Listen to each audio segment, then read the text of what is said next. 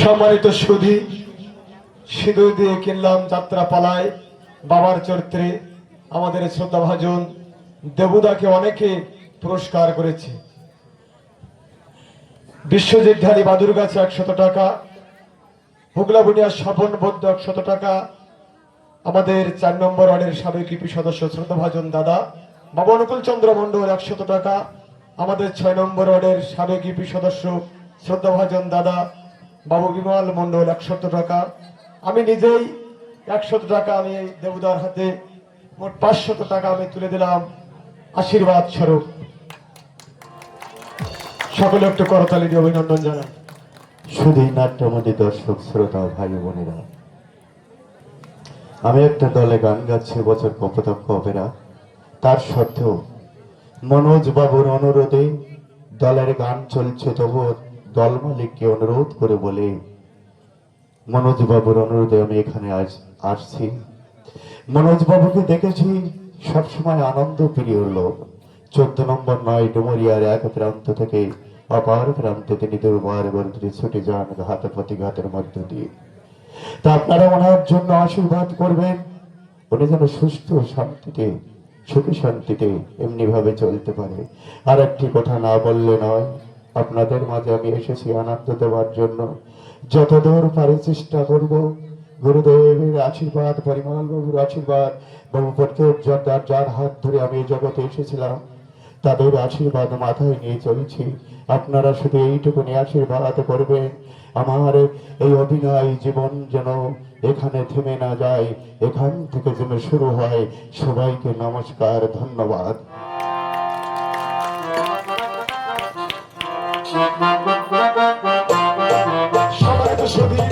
সেই সাথে সাথে আমি আগামী রজনীর বার্তাটা আপনাদের মাঝে জানিয়ে দিতে চাই। আগামী রজনীতে আমাদের এই মঞ্চে সম্পূর্ণ সামাজিক একটি যাত্রাপালা অনুষ্ঠিত হবে। মা অভয়নাট্য সংস্থার যাত্রাপালা, সম্পূর্ণ সামাজিক যাত্রাপালা, মেঘে ঢাকা তারা, যার শ্রেষ্ঠ অংশ অভিনয় করেছেন গায়ক নায়ক বাবু রবীন কুমার এবং সুকণ্ঠী গায়িকা নায়িকা ঝিনুক রানী মুক্তা। আপনারা সকলে আমন্ত্রিত।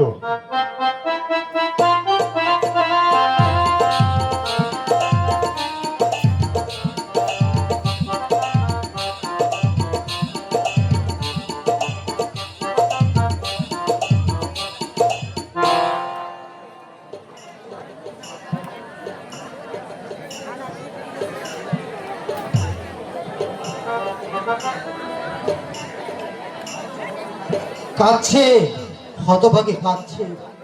কাঁদবে না, চিরদিনের চেনা পথ ছেড়ে আজ যে তাকে অন্য পথে চলে যেতে হবে। কিন্তু আমি কেন কাঁদছি? দুর্বমা তো আমাকে ঋণ মুক্ত করেছে, আর কেউ তো আমাকে দেনার দাও। কিন্তু আমার আবার দুঃখ কিসে? আজ তো আমার আনন্দের দিন, পরম আনন্দের দিন। বাবু, কে কে বাবা তুমি? বিপুল। বিপুল? হ্যাঁ, আমি আপনাদের একটা আবেদন নিয়ে এসেছি কাকাবাবু। আবেদন? আমি আমি আমি কিসের আবেদন বাবা? আমি দুর্বল, সমস্ত ভার দিয়ে আপনাকে ভার মুক্ত করতে চাই। বিপুল, এ তুমি কি বলছো বিপুল?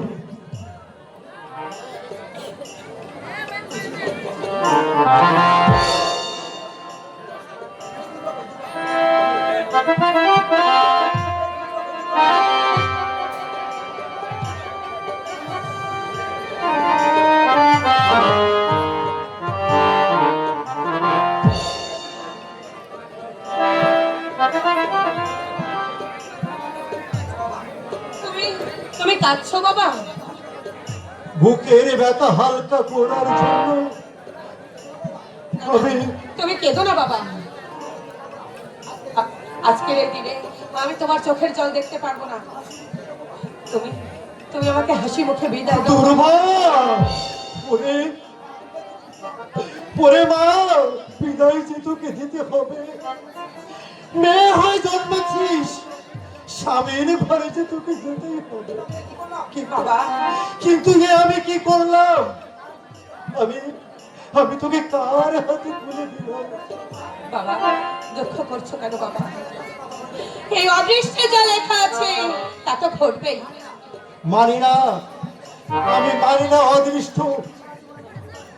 সারা জীবন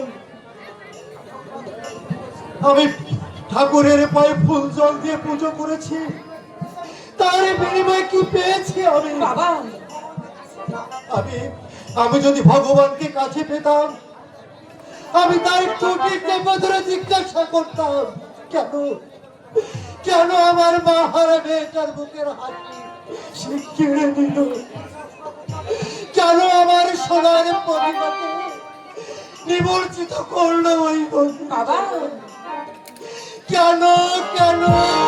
বাবা, তোমার কি মাথা খারাপ হয়েছে বাবা? হ্যাঁ হ্যাঁ, আমারই ভুল হয়েছে মা। ঈশ্বরের সৃষ্ট মানুষ হয়ে ঈশ্বরকে শাস্তি দেওয়া যায়? শাস্তি দেওয়া আমার সাজে না বাবা ওরে।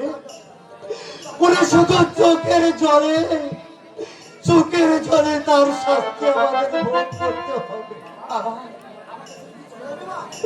আমাকে আমাকে ছেড়ে কি করে যাবে মা? বাবা আজ থেকে আমি যে বড় একা হয়ে যাবো রে মা। ওরে আমার পাশে থেকে দুঃখের সময় তুমি কে আমাকে সান্ত্বনা দেবে মা?